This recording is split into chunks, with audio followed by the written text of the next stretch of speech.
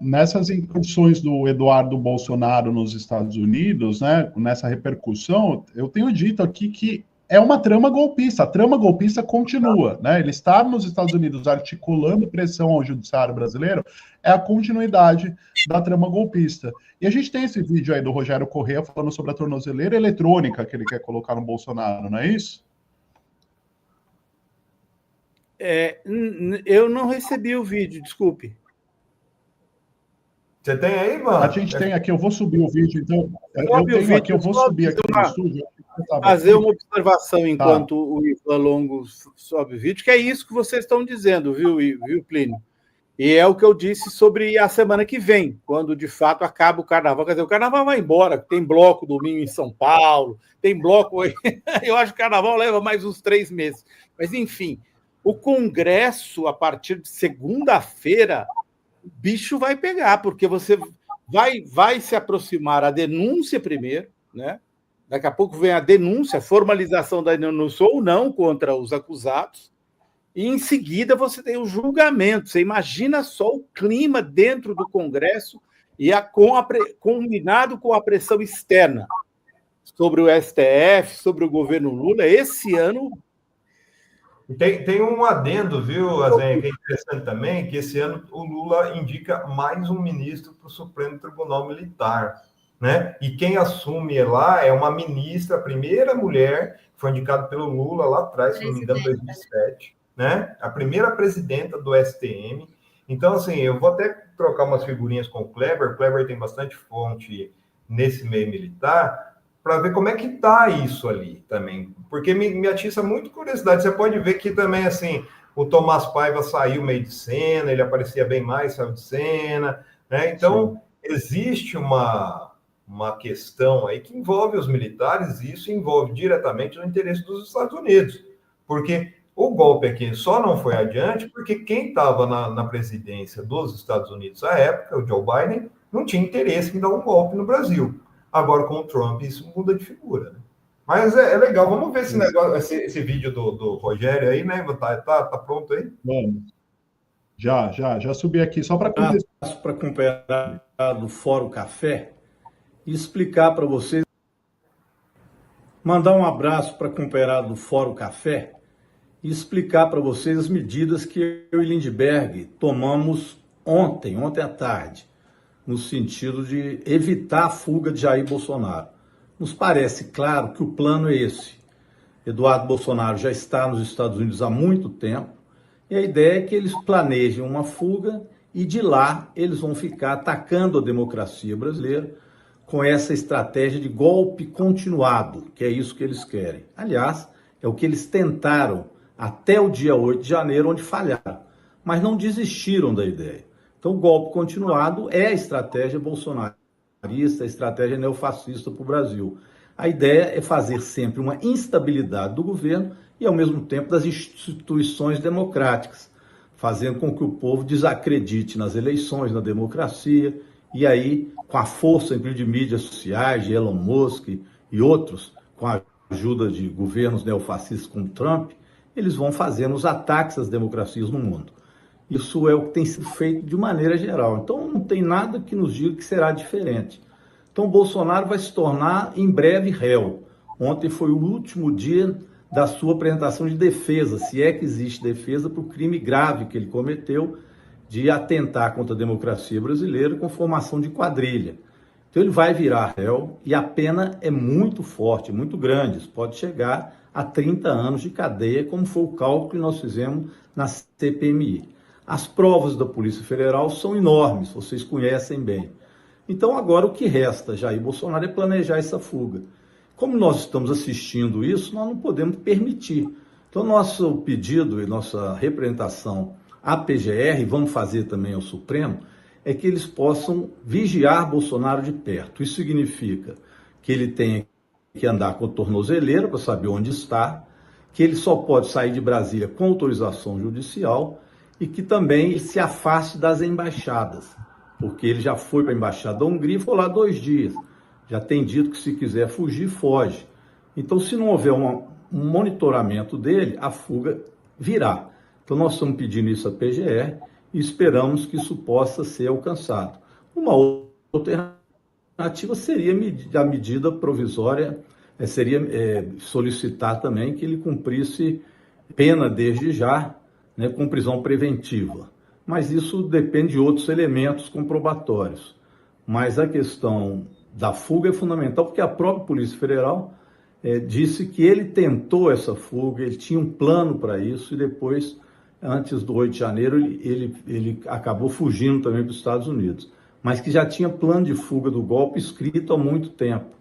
Então, existem elementos suficientes para que a PGR possa fazer com que essas medidas protetivas possam acontecer, para que ele não efetive a sua fuga do Brasil e de lá continue instando os radicais ao golpe antidemocrático.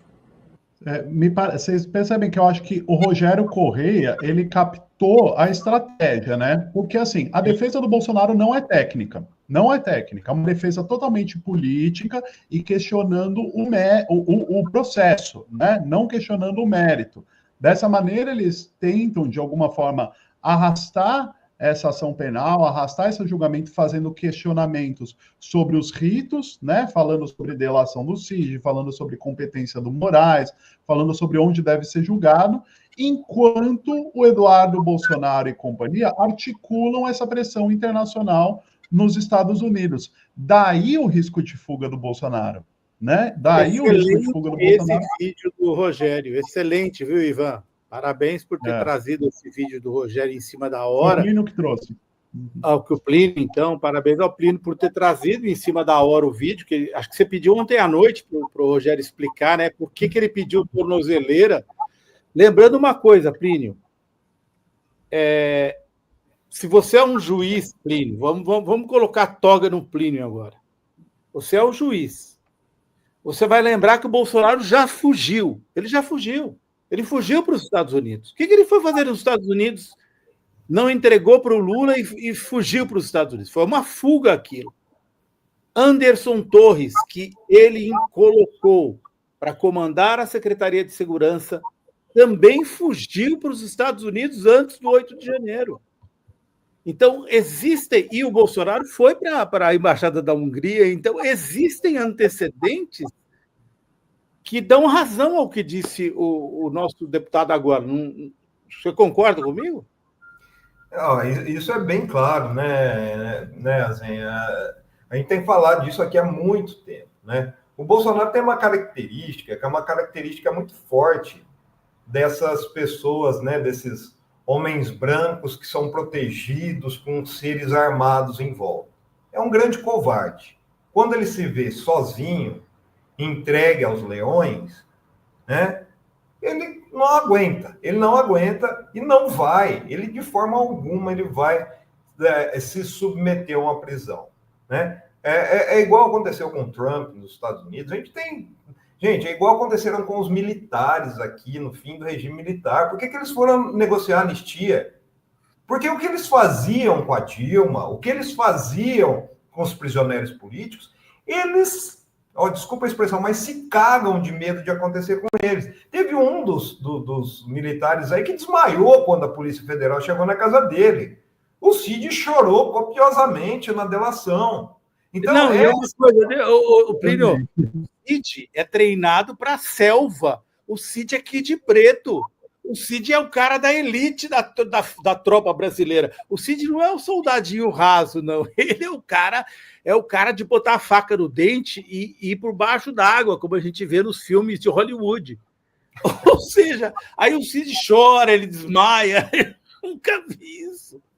Olha, gente, essas horas... Eles são corajosos na hora de fazer tortura, né? Na hora de perseguir comunistas, né? Nessa hora eles estão bem corajosos. Não fizeram. E detalhe, mas agora... detalhe que ele chora, desmaia, tudo isso ali no depoimento que não tem nada ali de coação, de tortura, de nada, né? Numa salinha com ar-condicionado, com um copo d'água, com o advogado do lado, com tudo, né? Não é nem que ele foi alvo de uma condução coercitiva e pegaram ele de manhã em casa, colocaram num camburão preto, sem advogado, né? Aquela coisa. Não, bonitinho com o advogado dele lá, sentadinho. O senhor tá bem? O senhor quer mais alguma coisa? Não sei o que, né? Ainda assim ele desmaia e passa mal, né? Não, gente, eu vi o meu pai ser arrastado de casa pelo DOPS para entrar numa rural sem destino. O velho Azenha foi lá numa boa, quer dizer, numa boa não, estava nervoso. Agora, o Cid, eu assisti toda a delação do Cid. Não sei se deu tempo de vocês assistirem. Há um momento em que ele chora, no começo, ele está com um lenço, ele fica brincando com um lenço, fazendo, desenhando. Há um momento em que ele chora, é isso aí, braço forte, perna bamba. Ele chora, não está completamente desconectado das perguntas, ele simplesmente começa a chorar lá no meio. Pega um copo d'água para ele. Por estar depondo. E ainda fez uma delação que ele vai tomar 2 anos de cana só. Exato. Não é nada para as coisas que ele aprovou. Vai receber tudo que ele roubou de volta, viu, gente? Porque eu nunca vi militar ter trocentas mansões nos Estados Unidos. E ele tem. E vai ficar por isso mesmo. Então, essa é a grande questão. Mas, enfim, eu acho que assim, isso mostra muito, né? Tudo isso que a gente tem visto me lembra muito o saudoso Bezerra da Silva também, né? Que esse pessoal com revólver na mão aí é bicho feroz, mas na hora que bicho pega mesmo pro lado deles, né? Lembra muito o Flávio Rachadinha lá, quando foi participar do debate, se tremeu, né? Melou toda a cueca lá, na cara a cara com a Jandira. Então, esse pessoal é assim. Só que a grande questão é que essas pessoas andam armadas, têm cupinchas armadas e, principalmente, têm dinheiro, né? Tem muitas pessoas endinheiradas que bancam isso. Lembrando que a Michelle e o Eduardo Bolsonaro queria formar um exército de CACs, né? Uma milícia de CACs para resistir aí, né, nesse golpe. Então, é interessante o que a gente está vivendo, é um momento no Brasil que acho que tem que ser muito emblemático, e dado ao que o Barroso disse, né, se está punindo exemplarmente, né, as senhorinhas de Bíblia na mão, que foram lá quebrar o Congresso, quebrar o Planalto, quebrar o STF, como alegam, né, que parece sair daqueles livros quando os bolsonaristas falam, parece que é um monte de senhorinha que saiu daqueles livros de testemunho de Jeová, né? Que vive no paraíso, no Éden. Vai ver as cenas que aconteceram naquele domingo de 8 de janeiro. Eram pessoas treinadas, eram pessoas que estavam sendo conduzidas a atacar ali para criar o que o Rogério Correia falou, que é o que eles estão querendo criar agora de novo, que é um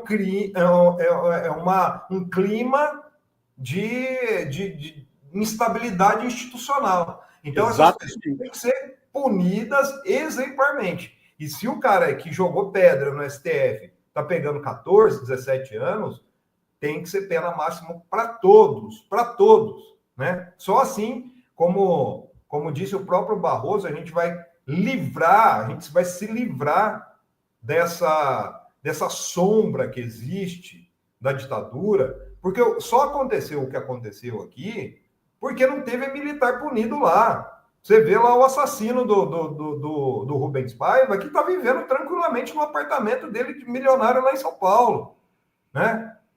O Curió foi homenageado com título de marechal. Que palhaçada é essa? Se não punir essas pessoas, a gente vai fazer o quê? Daqui semana que vem tem golpe de novo.